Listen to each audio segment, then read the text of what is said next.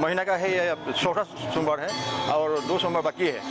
और इसमें जो हम लोग का जो शिव टेम्पल है, इसमें हज़ारों कांवड़ी लोग आ रहा है। आज देखिए नागालैंड से आया है और तिनसुकिया से भी आया है, नज़दीक जितना है और सब कांवड़ी लोग आए हैं। सुबह हम लोग 3 बजे गेट खुलाया, तो 3 बजे से अभी सुबह 10 बजे तक पूरा कांवड़ी लोग का भीड़ था।